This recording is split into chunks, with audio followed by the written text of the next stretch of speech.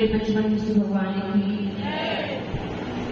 1000 श्री आदिनाथ भगवान की, देवादेव 1000 श्री महावीर भगवान की, परम पूज्य आचार्य श्री आदि सदा महावीर विधि विमल सदा सदानी सागर जी गुरुदेव की, परम पूज्य आचार्य भगवान सुंदर सागर जी महाराज की, 3 कम लोगों विराजों की, द्वादशाम जुमानी माता की।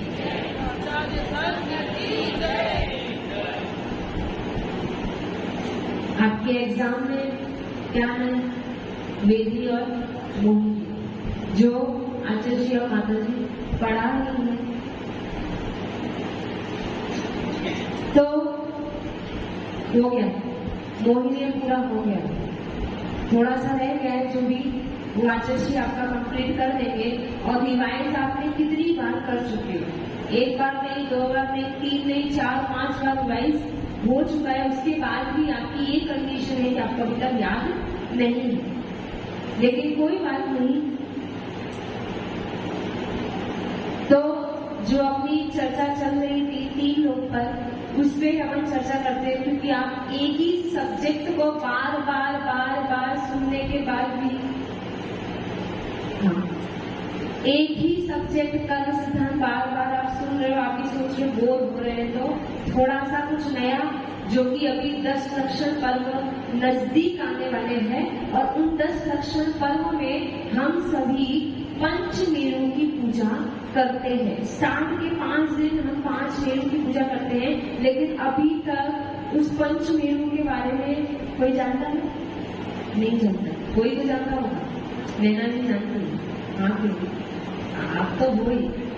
तो जो पंचमेरु है, उन पंचमेरु जो अभी आने वाले हैं, तो अभी इसलिए ये सीखना है क्योंकि हम जब पूजा करेंगे, जब 10 लक्षण पर्व में पूजा होगी और हम करेंगे, तो हमारे भाव लगे कि कहाँ पर ये मेरु विराजमान है और उनमें कितने कितने चट्टाने हैं, उनकी हम वंदना कर रहे हैं। ठीक है?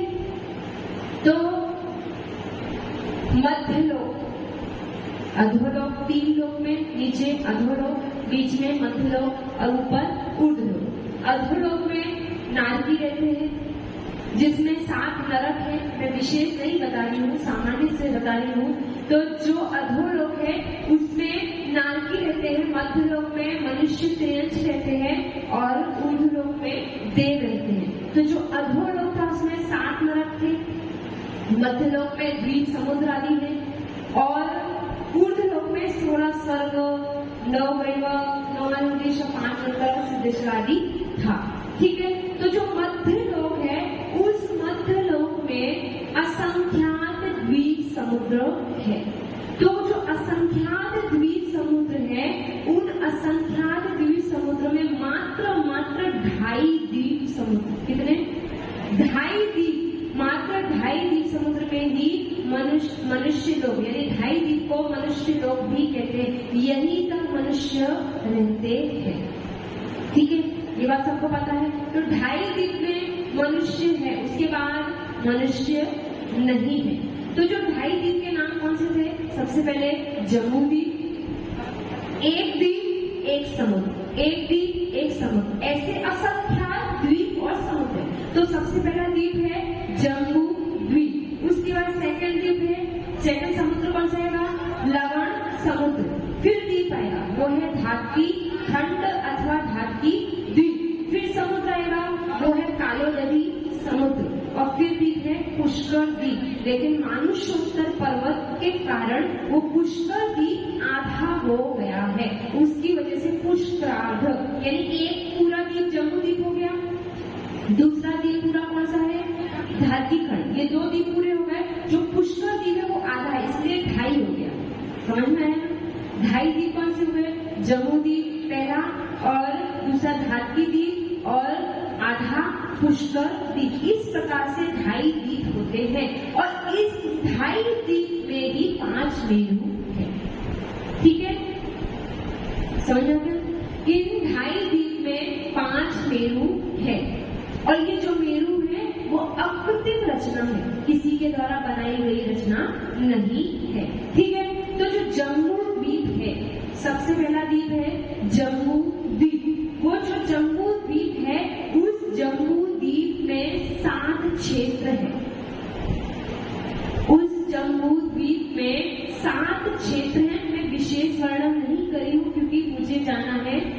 मेरू पर्वत के पास। ठीक है, इसलिए विशेष वर्णन ना करके आपको पॉइंट एक बात बता के आपको स्टार्ट करना चाहती हूँ।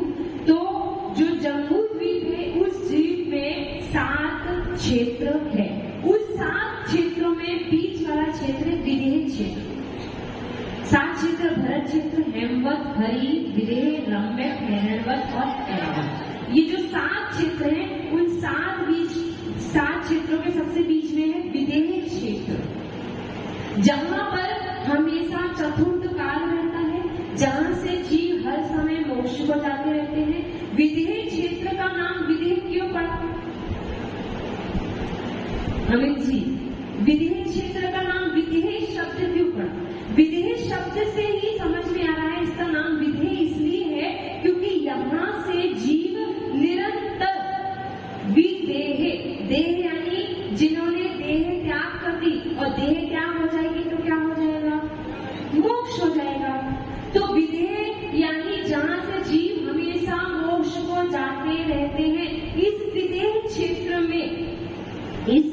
क्षेत्र में काल पहला चौथा आया, फिर 5वां आया, फिर पहला आया, ऐसा वहां पर नहीं होता है। वहां पर हमेशा चतुर्थ काल ही रहता है, और विदेह क्षेत्र से जीव हमेशा निरंतर मोक्ष को जाते रहते हैं। देह को त्याग करके मोक्ष की प्राप्ति कर सकते हैं, लेकिन बाकी के जो भरत और लास्ट ऐरावत क्षेत्र है वो भी कर्म भूमि है, लेकिन वहां पर हमेशा मोक्ष को प्राप्त नहीं होते हैं क्योंकि वहां पर काल परिवर्तन होता है। ठीक है, कुछ पूछना है? नहीं पूछना। विदेह जहाँ देह त्याग करके मोक्ष की प्राप्ति होती है, यानी निरंतर वहां पर आप अगर विदेह क्षेत्र में उत्पन्न हुए तो आप अगर पुरुषार्थ करो तो आप उसी भव से उसी समय मोक्ष जा सकते हो, लेकिन चले जाएं ऐसा नहीं। यहाँ पर इतने लोग धर्म चर्चा सुन रहे, क्या सबके भाव बन रहे कि चलो आज दीक्षा का श्रीफल चढ़ा दे और दीक्षा का श्रीफल चढ़ा दे और साधु बन जाए? नहीं हो रहे ना। वैसे ही वहां पे भी समोषण मिलते रहते हैं, साक्षात केवली के दर्शन होते रहते हैं, उसके बाद भी भाव बन जाए ये बड़ी बात नहीं है। वैसे ही यहाँ पर हम सभी भी आए हैं, लेकिन क्या सबके भाव बन रहे हैं? नहीं बन रहे। तो विदेह क्षेत्र, तो उस विदेह क्षेत्र में बीचों बीच में यहाँ ये कह सकते हैं कि जम्मू द्वीप के बीचों बीच में क्या है? सुदर्शन मेरू। जम्मू द्वीप के बीचों बीच में सुदर्शन मेरू है, अथवा विदेह क्षेत्र के बीचों बीच में सुदर्शन मेरू है, जो सबसे पहला मेरू है, जिसकी हाइट सब लोग जानते हैं 1,40,000 योजन। कितनी है? 1,40,000 योजन। ठीक है, इतनी बात समझ आ गई? वरुण जी तो समझ आ रहा है? क्या समझ आ रहा है? अभी पूजा आ रही है पंचमेरू की, और वो पूजा पता है सामान्य तौर से अभी 10 लक्ष में आप लोग सोचो कि संगीतकार बोल रहे हैं, म्यूजिशियन बजा रहे हैं और हम मंत्र बोल रहे हैं, आप स्वाहा बोल रहे हैं, ऐसे पूजा नहीं होने वाली। यहाँ पर आपको अच्छे से समझाया जाएगा कि यहाँ पर कौन सा ये मेरू है, इसमें कितने वन है, कितने चैत्यालय है। तो इसलिए आप अभी से याद कर लो कि आज से आपको आगे उठाए, खड़े होकर पूछे तो हमें आंसर आना चाहिए। तो विदेह क्षेत्र में बीचों बीच में क्या है? सुदर्शन मेरू। ठीक है, जम्मू द्वीप में एक मेरू, उसके बाद कौन सा द्वीप है? धारकी खंड अथवा धारकी द्वीप, उसमें 2 मेरू है, उसमें 2 मेरू है, विजय और अचल। पूर्व विदेह धारकी खंड में विजय मेरू है, पूर्व विदेह धारकी खंड में विजय मेरू है, और पश्चिम धारकी खंड में अचल मेरू है। अभी मैं ड्रॉ करके बताऊंगी, एक बार आप लोग समझो। तो क्या बोला? दूसरा द्वीप कौन सा है? धारकी खंड। उस धारकी खंड में 2 मेरू है, दिशा 4 होती है। तो पूर्व विदेह धारकी खंड में विजय मेरू, पश्चिम विदेह धारकी खंड में अचल मेरू। उसके बाद कौन सा द्वीप है? पुष्करार्ध द्वीप। कौन सा? पुष्करार्ध। पुष्कर द्वीप नहीं बोला, अगर पुष्कर बोल देंगे तो पूरा द्वीप हो जाएगा, लेकिन 2.5 द्वीप की चर्चा हो रही है ना। तो पुष्कर द्वीप में 2 मेरू, बात समझ आ रही है? जम्मू द्वीप में 1 हो गया, भारतीय खंड में 2 हो गए, 3 मेरू हो गए, अब बचे 2। तो जो पुष्कर द्वीप है, पुष्करार्ध द्वीप है, उसमें 2 मेरू है। कौन से? पूर्व विदेह पुष्करार्ध द्वीप में मंदर मेरू है। कौन सा है? मंदर मेरू। ये 5 मेरू के नाम है: सुदर्शन, विजय, अचल, मंदर और विद्युन्माली। ठीक है, समझ आ रहा है? ऊपर से जा रहा है? आ रहा है। तो क्या बोला मैंने कि पुष्करार्ध द्वीप के 2 खंड है, एक ये और एक ये। तो पुष्करार्ध द्वीप के विदेह क्षेत्र में बीचों बीच में पूर्व में मंदर मेरू है और पश्चिम में विद्युन्माली मेरू है। विद्युन्माली मेरू है। समझ में आ गया? 5 मेरू कहाँ अवस्थित है?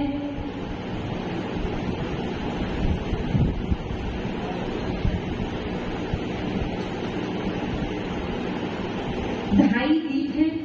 उन 2.5 द्वीप में सबसे पहला द्वीप है जम्मू द्वीप। उस जम्मू द्वीप में बीचों बीच में विदेह क्षेत्र है। उस विदेह क्षेत्र के बीचों बीच में सुदर्शन मेरू है।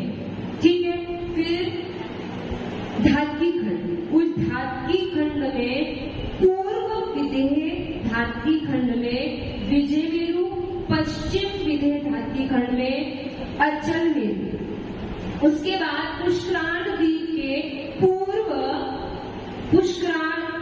विदेह पुष्करार्ध द्वीप में मंदर मेरू और पश्चिम में विद्युन्माली मेरू। ये हो गए 5 मेरू। ठीक है, समझ में आ गया सबको? 5 मेरू कहाँ कहाँ है? ठीक है, अब सुदर्शन मेरू की चर्चा करते हैं। हर मेरू में, 5 मेरू में, हर मेरू में 4 वन है। कितने वन है? 4 वन है। नाम मैं बोल रही हूँ, भद्रशाल वन।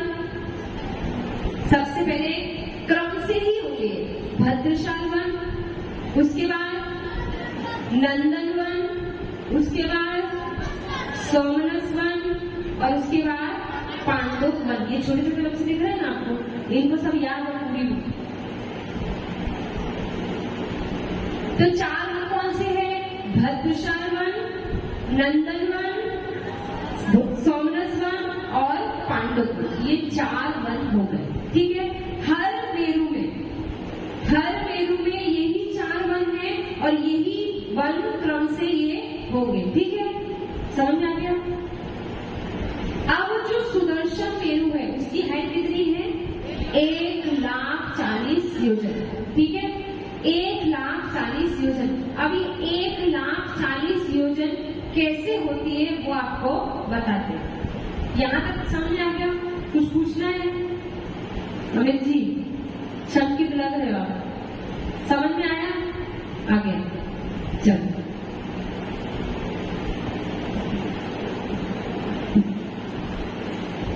दिखेगा सबको? सबको दिख रहा है क्या? मेरा हाथ उल्टा पड़ेगा, मैं कैसे लिखूंगी? मेरे को सीधे हाथ से लिखना आता है।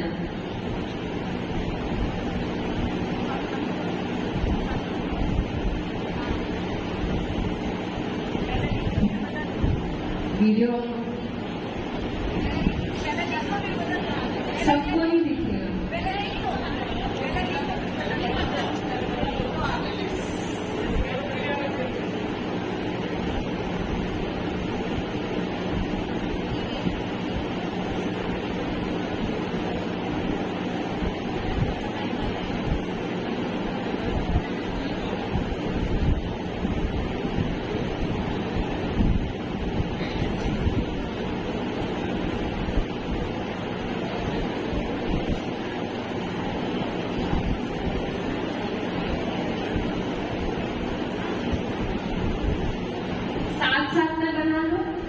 फिर समझा देंगे। पुरुषों को तो दिख ही नहीं रहा है। मैंने बोला था अच्छी बड़ा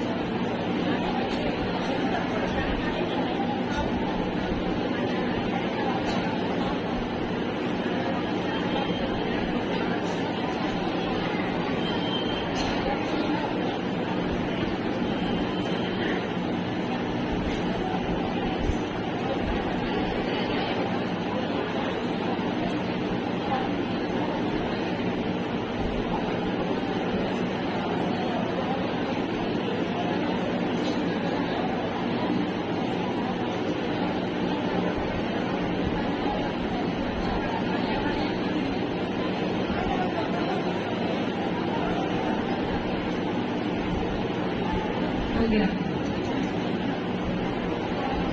देखिए देख रहे हैं सबको, अब कितने अच्छे लग रहे हो आप लोग, पता है। देखो ये है सुदर्शन पेरू, ठीक है।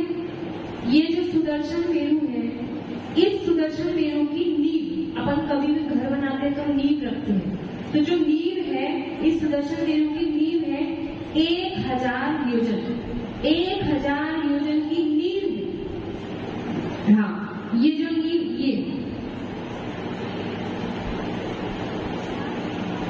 ये जो दिख रहा है ये क्या है, 1000 योजन की नींव है, ठीक है।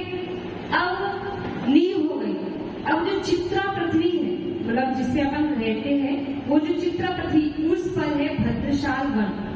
नींव के जस्ट ऊपर ये पृथ्वी है, वैसे ही ये है भद्रशाल वन। चित्रा पृथ्वी पर है भद्रशाल वन, और मैंने बोला 4 वन है, हर वन की 4 दिशाएं होगी। एक वन की पूर्व पश्चिम उत्तर दक्षिण, ऐसे 4 दिशाएं हैं, तो चारों दिशाओं में एक एक चैत्यालय। तो एक वन संबंधी कितने चैत्यालय हो गए, एक वन संबंधी 4। भद्रशाल वन जो है ये भद्रशाल वन है, इस भद्रशाल वन की 4 दिशाएं, क्योंकि 4 दिशा में हर एक दिशा में एक एक चैत्यालय, तो कितने हो गए वन, कितने चैत्यालय हो गए, 4, ठीक है। तो ये हो गया भद्रशाल वन। अब इस भद्रशाल वन से कितना ऊपर जाना, तो 500 योजन ऊपर जाना। कितना, 500 योजन ऊपर जाएंगे तो आएगा नंदन वन। मैंने दूसरे वन का नाम बताया था, नंदन वन। तो 500 योजन ऊपर जाएंगे तो आएगा नंदन वन, ठीक है। तो नंदन वन की भी 4 दिशाओं में एक एक चैत्यालय, तो कितने चैत्यालय हो गए, 4, 8 हो गए। अब उसके बाद तीसरा वन कौन सा है, सोमनस वन। तो अब कितना, 62,500 योजन, 62,500 योजन ऊपर जाना। तो तीसरा वन कौन सा आएगा, सोमनस वन। आप जब ये मंचमेरु की जयमाला पढ़ते हो पूरा वर्णन आता है, आप अभी ये पढ़ लो अच्छे से, और घर जाना तो एनिमेशन पड़ा हुआ है मोबाइल पे, पंचमेरु की जयमाला सर्च करोगे तो ये 5 या 7 मिनट की वीडियो है, आपको पूरा 3D दिखाएंगे और अच्छे से बोल के समझाएंगे, आपको बिल्कुल अच्छी तरीके से ये समझ में आएंगे 5 मिनट।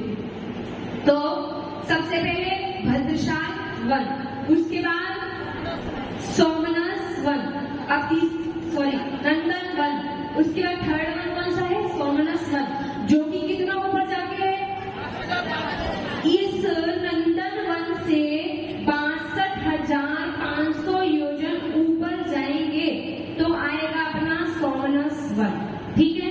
बात समझ आ गई। अब आप देखो इधर मैंने ये लिखा है 11,000 सीधा और 51,500 योजन टेढ़ा, यानी 62,500 योजन में 62,500 योजन में 11,000 योजन सीधा है, 11,000 योजन सीधा है, और फिर 51,500 योजन थोड़ा कम होते हुए ये वन जा रहा है। देखो 62,000 योजन तो पूरा नंदन वन से सोमनस वन तक जाना है, तो 62,500 योजन ऊपर जाके है सोमनस वन, लेकिन उसमें भी एक व्यवस्था है कि 11,000 योजन सीधा जाएगा और उसके बाद जो शेष बचा है 62,500 योजन में 11,000 लेस करेंगे तो 51,500 योजन बचता है। तो 51,500 योजन थोड़ा कम होते हुए जाएगा, ठीक है। समझ में आ गया प्रेरणा जी, आ गया, समझ में आ गया। वरुण जी क्या समझ में आया बताना, क्या 62,500 ऊंचाई किसकी, हाँ, नंदन वन से 62,500 योजन ऊपर जाके सोमनस वन है, उसमें ये व्यवस्था है कि 11,000 योजन सीधा, उसके बाद शेष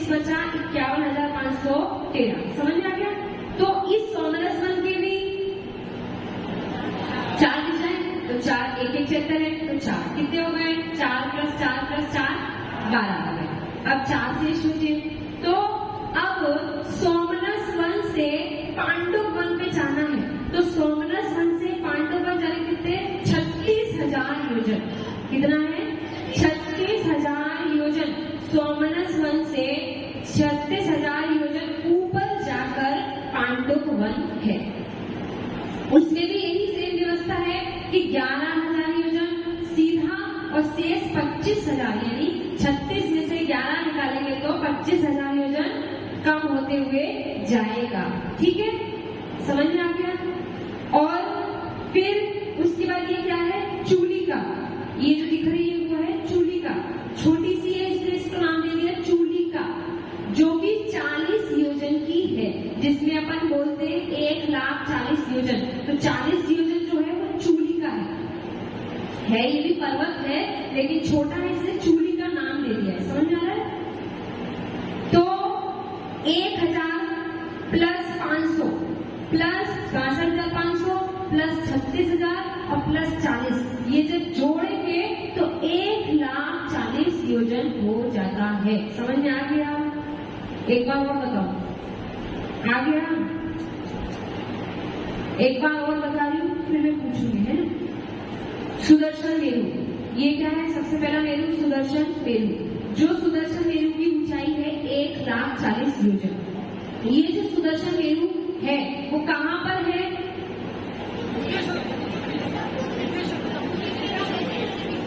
जम्मू द्वीप के विदेश क्षेत्र के बीचों बीच में ये सुदर्शन मेरु है। ठीक है, उस सुदर्शन मेरु की हाइट है 1,40,000 योजन। तो सबसे पहले मकान बनाते हैं तो नींव रखते हैं, तो इस सुदर्शन मेरु की नींव है 1,000 योजन। नींव है ना, हाँ, चित्रा पृथ्वी के नीचे। हाँ, तो जो नींव है, और इस नींव में बहुत सारा सोना पड़ा है। जिस सुनार को जरूरत हो सोनों की, तो इस विदेश क्षेत्र जब चले जाएं और सोना ले आए। ठीक है, तो ये जो नींव है 1,000 योजन की। उसके बाद उस चित्रा पृथ्वी के नीचे नींव जो है, उस चित्रा पृथ्वी पर जिसपे अपन रहते हैं, उस चित्रा पृथ्वी पर सबसे पहला वन है भद्रशाल वन। उस भद्रशाल वन की 4 दिशाओं में एक चैत्यालय, ये हो गए 4 चैत्यालय। उसके बाद नंदन वन, तो भद्रशाल वन से 500 योजन ऊपर जाकर नंदन वन है। उस नंदन वन की भी 4 दिशाओं में एक चैत्यालय। ध्यान से सुनना, मैं भी किसी को भी उठा के पूरा वर्णन पूछ सकती हूँ, है ना। फिर उसके बाद नंदन वन से सोमनस वन कितना ऊंचा है, कितने ऊपर जाके है, 62,500 योजन ऊपर जाकर है सोमनस वन, जिसमें 11,000 योजन सीधा है और फिर शेष 51,500 योजन कम होते हुए जा रहा है। फिर उस सोमनस वन की 4 दिशाओं में एक चैत्यालय, इस प्रकार हो गए 4 चैत्यालय। उस सोमनस वन से 36,000 योजन ऊपर जाकर है पांडुप वन। उस पांडुप वन की भी 4 दिशाओं में एक चैत्यालय है, इस प्रकार 4 चैत्यालय। तो 4 + 4 + 4 + 4 = 16। तो इस प्रकार एक मेरु संबंधी 16 चैत्यालय हो जाते हैं, और 5 मेरु संबंधी 16 × 5 = 80। ठीक है, समझ में आ गया, सबको आ गया। अब जो अपन मंदिरों में अपन देखते हैं, मंदिर में कैसे मेरु रखते हैं कि एक सबसे बीच में सबसे बड़ा, फिर 2 उससे छोटे, फिर 2 और उससे छोटे। ये बिल्कुल गलत है। बीच वाला जो है सुदर्शन जो मेरु है वो तो सबसे बड़ा है, लेकिन बाकी के जो 4 मेरु हैं बिल्कुल सेम है, छोटे बड़े नहीं है। विजय, अचल, नंदन, विद्युन्माली जो 4 मेरु हैं वो समान है और उनको क्षुल्लक मेरु कहा है, यानी वो सुदर्शन मेरु से छोटे हैं इसलिए उनको क्षुल्लक मेरु कहा है। और वो सब एक बस बीच वाला बड़ा है, बाकी 4 एक साइज के हैं। समझ में आया। 84,000 योजन वो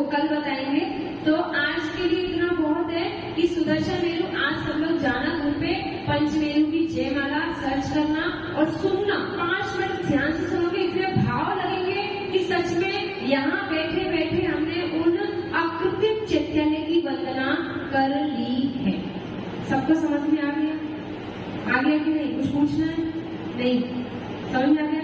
आगे कल हम पूछेंगे आपसे, समय पूरा हो चुका है। चलिए जिनवाणी माता की स्तुति करेंगे। सब चित्र बना लेना है ना। ओम ह्रीं वाग्वाणी द्वादशामिनी हंसगामिनी वीरवारिणी शुद्धा कविता सारे बताई सरस्वतीभ्यो